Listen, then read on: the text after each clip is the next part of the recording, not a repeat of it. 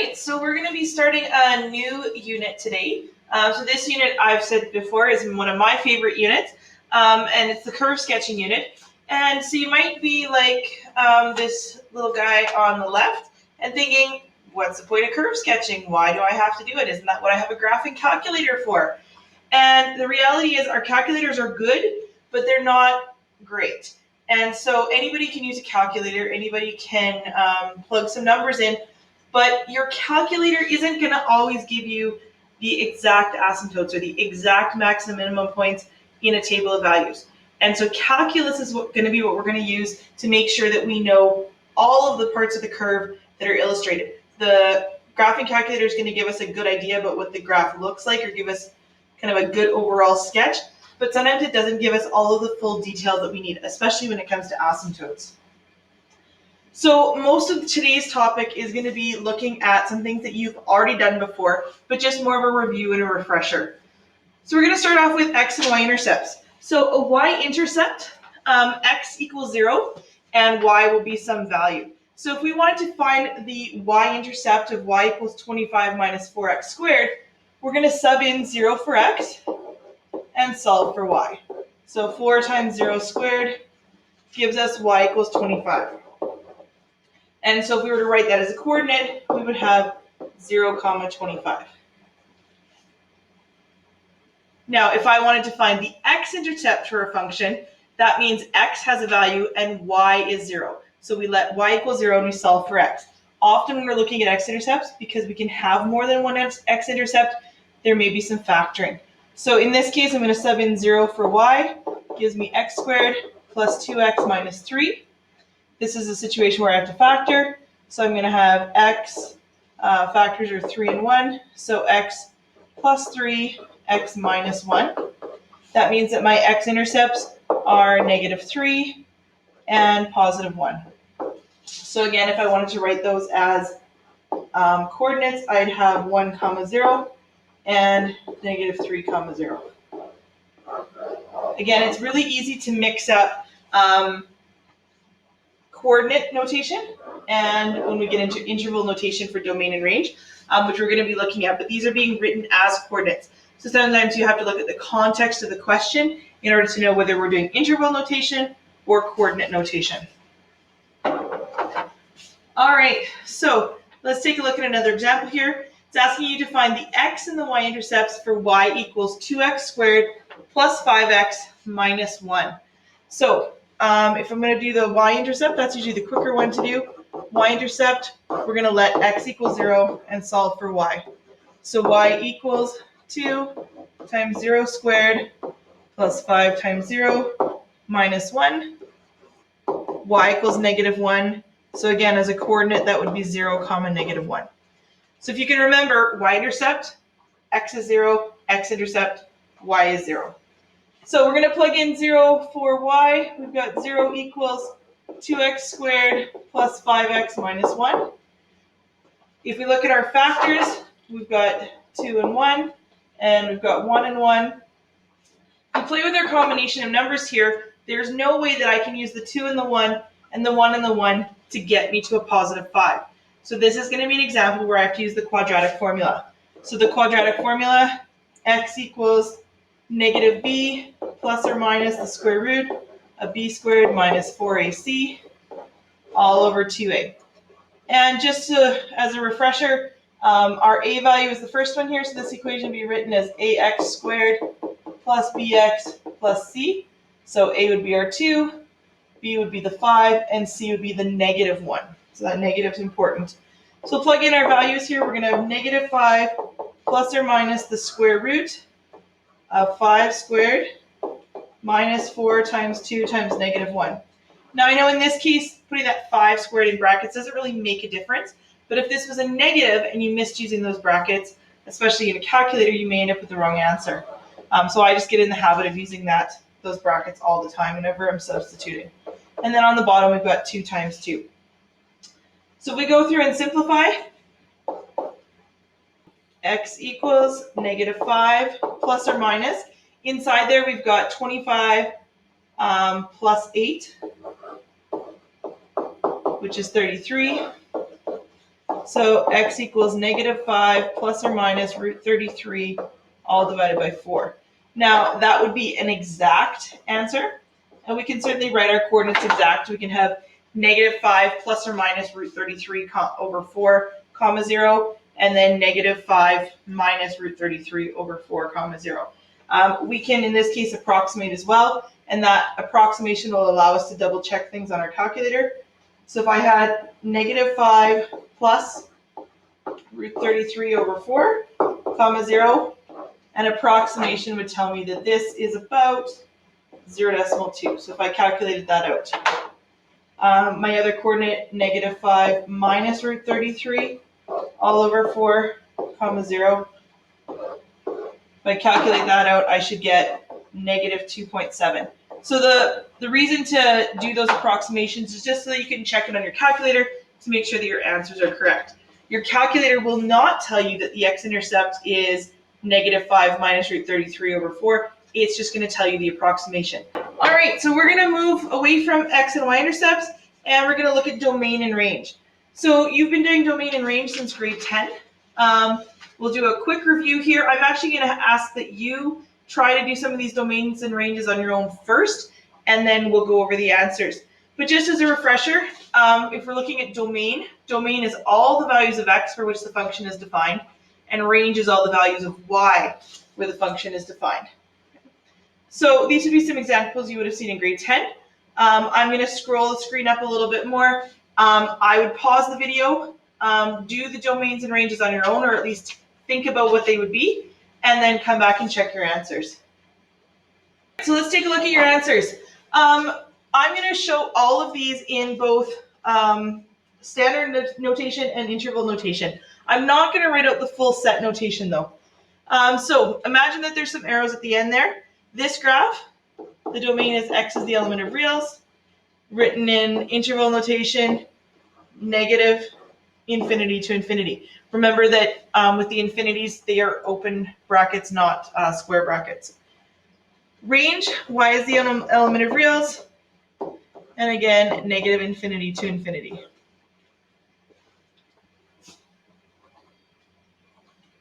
Domain, x is the element of reals, negative infinity to infinity. I don't know about you, but every time I write that, I think about Buzz Lightyear, to infinity and beyond. All right, range, y is greater than or equal to 0. That means 0 to infinity and beyond. All right, parabola here, y equals x squared. Domain, x is the element of reals. Negative infinity to infinity. And y is greater than 0. That means we're going from 0 to infinity and beyond. I can hear some of you saying it right now. All right, let's take a look at the next three here. Domain, x is greater than or equal to 0. So 0 to infinity. And then y is greater than or equal to 0. 0 to infinity. Here we got 1 over x squared. We have an asymptote right at x equals 0.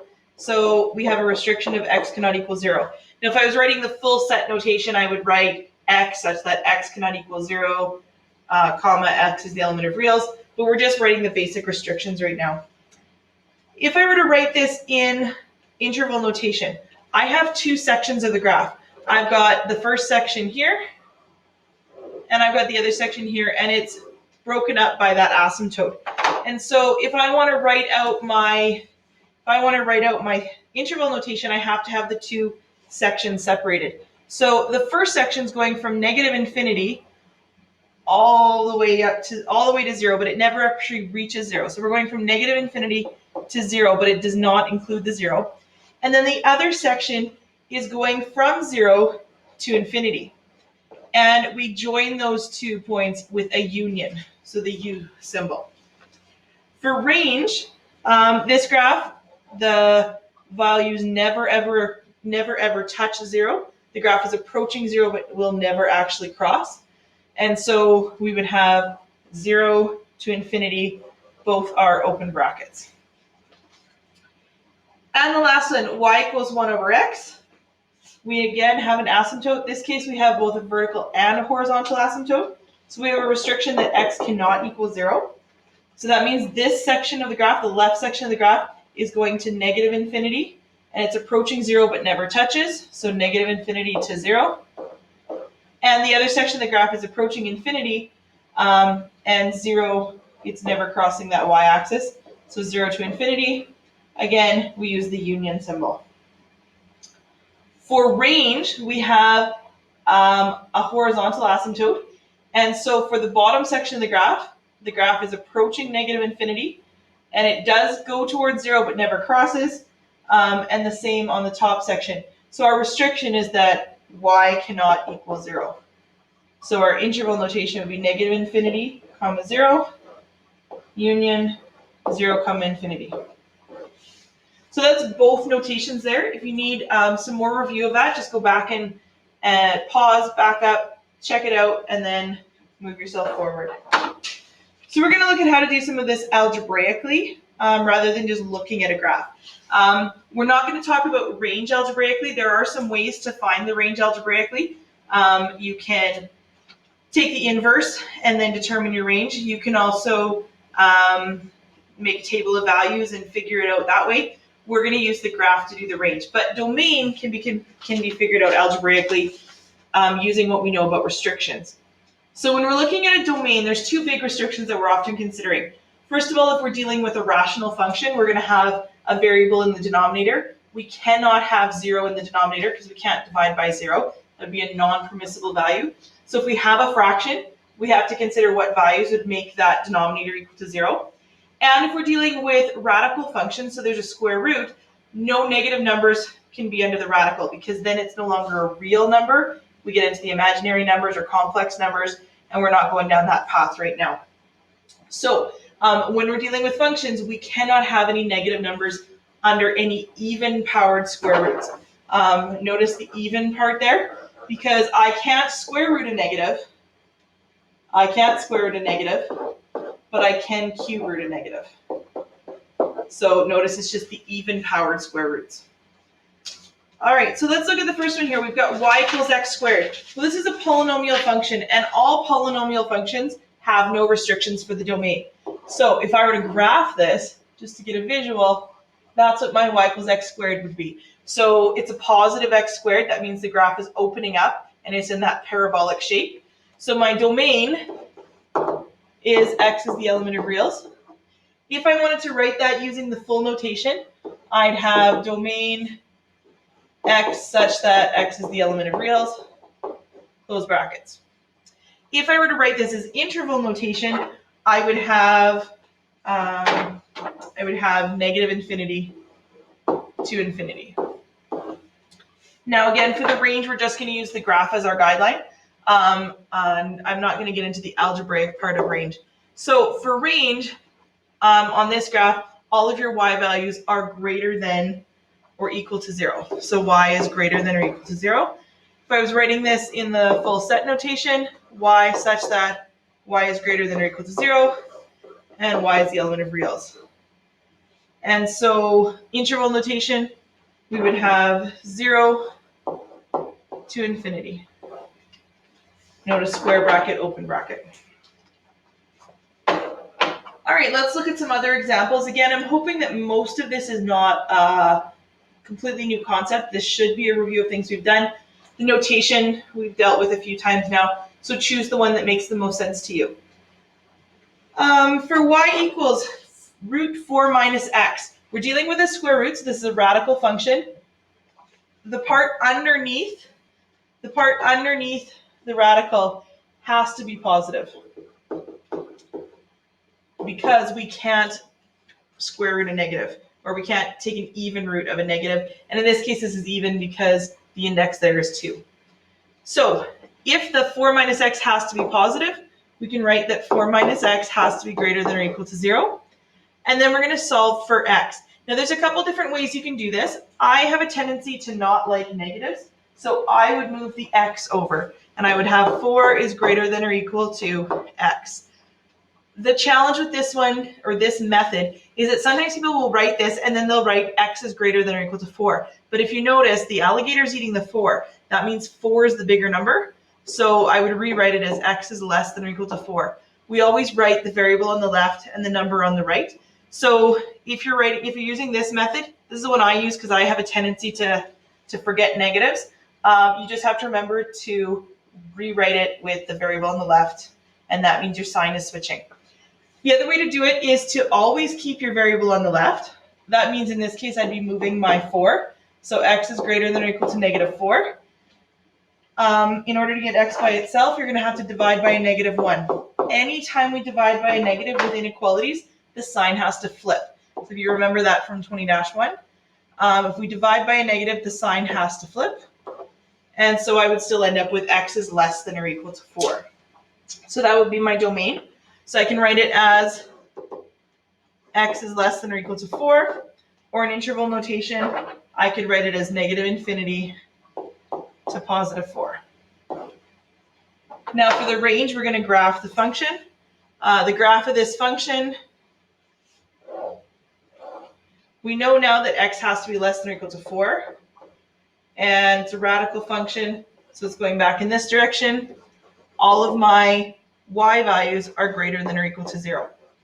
Now you might know that from looking at the function as well, because anytime we're dealing with a radical function, if there's no constant outside of that radical, that represents the positive root, meaning that my y values will all be positive. If I had, for example, root 4 minus x plus 2, then that means the graph's been translated, so that's going to change my range. But in this case, we were just dealing with the root 4 minus x. So again, for range, you're going to graph the function to get your range values.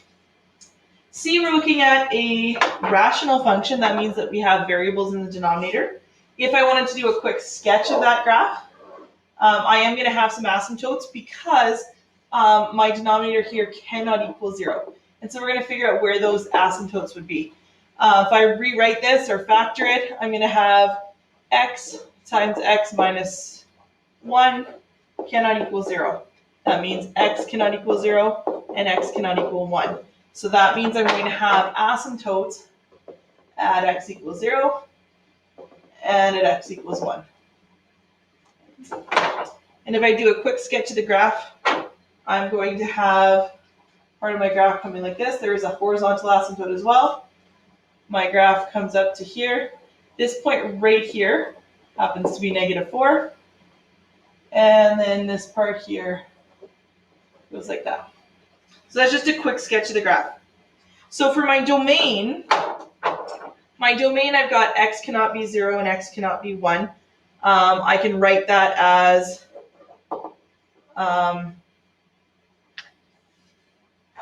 x such that x is the element of reals, and x cannot be 0 and x cannot be 1. I can also write it in interval notation. So if we're going to do it in interval notation, I'm just going to do a quick sketch of our intervals. We have an asymptote here at x equals 0. We have an asymptote here at x equals 1. And that means that this section is going from negative infinity to 0. This section here is going from 0 to 1. And this section is going from 1 to infinity. And so if I wanted to write that in interval notation, I would have negative infinity to 0, union 0 to 1, union 1 to infinity. So if we have multiple sections, we would have multiple unions. The range, if I look at the range values here, I have a horizontal asymptote happening right here at y equals 0. And I also have a maximum point at negative 4. So that means for my graph, for my range, y has to be greater than 0 because it has to be above that horizontal asymptote. But on the middle section of the graph, I also have a maximum at negative 4. So y is less than or equal to negative 4. In interval notation, negative infinity to negative 4, union 0 to infinity. we've got y equals 1 over root x plus 3. So if we have root x plus 3 in the denominator, that means that root x plus 3 cannot equal 0. So root x plus 3 cannot equal 0. And so if I put a negative 3 in there, negative 3 plus 3 would give me 0. That tells me that x plus 3 has to be greater than, not greater than or equal to, but greater than 0. So that means x has to be greater than negative 3. If I graph this one, this is kind of a little bit of a wonky looking graph, but it kind of looks something like that. And so my domain would be x is greater than or equal to negative 3. And my interval notation would be negative 3 to infinity. My range, there's a vertical or a horizontal asymptote, so y is greater than 0 or 0 to infinity. All right, so we're going to look at our third and final characteristic today, and that's symmetry. And so we're going to take a little trip back to junior high. So the function shown here represents reflectional symmetry, and this particular function is reflected on the y-axis. So that means what's on the left side of the y-axis and what's on the right side of the y-axis are exactly the same. I could take a Mira board, or I could take a pair of scissors, or I could fold the graph in half, and the two pieces would match each other. The other type of symmetry that we can have is rotational symmetry. And so this is where, almost like a pinwheel, where we stick a pin right into the origin, and as we rotate, or in this case it's the origin, you could have different points of symmetry, but this one is symmetrical about the origin. If I stick a pin and I rotate the graph 180 degrees, it will match itself exactly. So take a look at those graphs there, and it's asking which ones have reflectional symmetry. So in other words, which ones are reflected on an axis? And in this case, we're looking at the y-axis.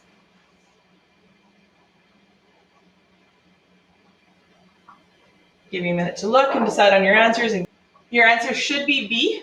Okay, so this is reflected on the y-axis. So what's on the left would match the right exactly. And you should check off E. Now, if you were thinking to check off C, you notice these are not quite the same height, so they're not reflectional. A, however, would be rotational. If I were to put a pinwheel right here and flip this around, and then flip this here, the graph would still look the same. So A is an example of rotational symmetry. And our last example here is asking you to find the graphs that represent rotational symmetry. And so we've already looked at A and said that A would be an example of rotational symmetry. Take a look and see if you can figure out any other graphs in there that might be rotational. And if you pick D, you're correct. So again, there would be the center of our pinwheel, and if I rotate this graph 180 degrees, it would match itself exactly. All right, so let's take a look at symmetry about the y-axis. If a graph is symmetric about the y-axis, then it's an even function. So this would be an example right here, y equals x to the fourth minus 18x squared minus 19. That graph is reflected on the y-axis. So this is an even function.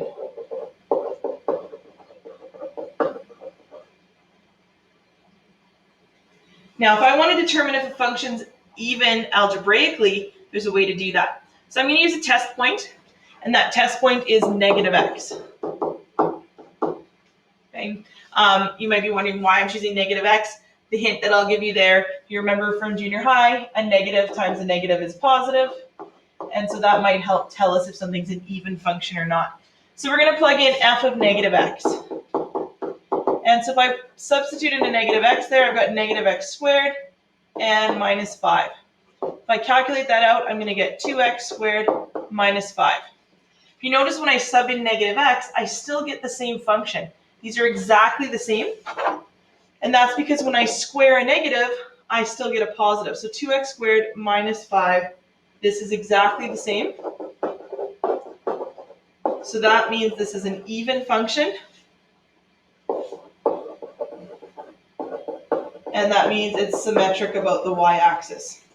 So if f of x equals f of negative x, so if I sub in negative x, and I get the same function as a result, then it's an even function.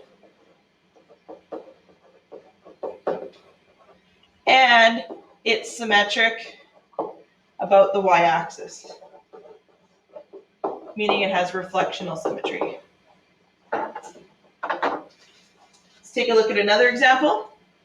It says determine if f of x equals x cubed minus 2x plus 4 is an even function or not. So again, we're going to take our test point of negative x. This will always be our test point. So we're going to sub in f of negative x cubed minus 2 times negative x plus 4. Negative x cubed is a negative x cubed plus 2x plus 4. Well, if we look at our original function and we look at our new function, these are not the same function. So that means it's not an even function.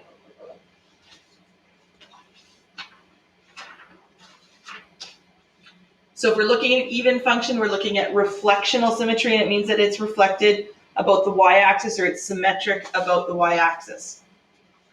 The last one we're going to look at here is symmetry about the origin. And so this is when we have rotational symmetry. And so if something's symmetric about the origin, that means that if we rotate the function 180 degrees, it will match itself if we rotate it around the origin 180 degrees. If something is symmetric about the origin, then it's an odd function. So we're going to check out the first example here, determine if it's odd, even, or neither. And again, we're going to use our test point. So our test point is negative x. So we're going to sub in f of negative x equals negative x to the fourth minus 2 times negative x. Now some of you might be thinking, well, I see an x to the fourth there, so it must be an even function because it's an even degree. An even function doesn't necessarily mean, or an even degree doesn't necessarily mean even function. So if I sub this in here, I'm going to have negative x to the fourth, which gives me x to the fourth. But a negative 2 and a negative x is a positive 2x. These are not the same. And as we'll see after the second example, these are not odd either. So it's not even. Not sure about the odd yet, but I'll go through one more example. It's not odd. This example is either. Neither. So if it's neither odd nor even, then it means there is no symmetry. All right, let's take another look at another example here. So this example asks you to determine if the function's odd, even, or neither. We have an odd degree. Again, that doesn't necessarily mean that it's an odd function. So we're going to test negative x. So f of negative x equals negative x to the fifth plus negative x. That gives me negative x to the fifth minus x. I'm going to factor out a negative. And if I factor out a negative, I get x to the fifth plus 5. If you notice, the x to the fifth plus 5 is the same as up here, but we have that negative outside. So if f of negative x, if f of negative x equals negative f of x, means it's the same, but we factored in a negative, then it's an odd function. And it's symmetric about the origin. So in this case, this function is an odd function, and it's symmetric about the origin. So there's the two rules written down. If f of x equals f of negative x, then the function is an even function, and it's symmetrical about the y-axis. I'm just going to write that here. So f of x equals f of negative x. If f of negative x equals negative f of x, then the function's an odd function, and it's symmetrical about the origin. Symmetrical about the origin. I'm going to take a look at a couple more examples here. I'd like you to try them on your own first. Pause the video, try them on your own, and then come back and check your answers. So you're being asked to determine if the following functions are odd, even, or neither, and then discuss the symmetry. Again, our test point will be negative x. So f of negative x equals 1/2 times negative x to the 5th, which is negative 1/2 x to the 5th. Notice the 1/2 x to the 5th is the same, but we've now pulled out a negative, so this is an odd function. And if it's an odd function, it means it's symmetric, or I've seen it written as symmetrical, symmetric about the origin.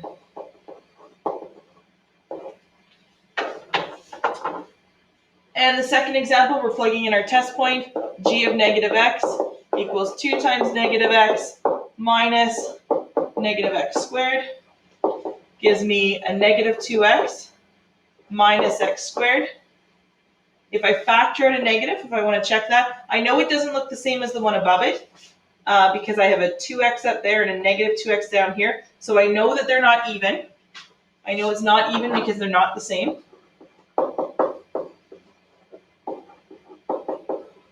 But I'll factor out a negative to see if it's odd. So if I factor out a negative, that gives me,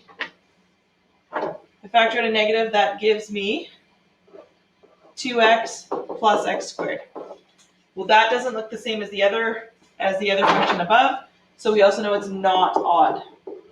That means this one is neither, and if it's neither, that means there's no symmetry. All right, so we've looked at 3 things today. We've looked at x and y intercepts. Remember, if it's an x-intercept, y is 0, y-intercept, x is 0. We've looked back at domain and range using a graph as well as just using the function.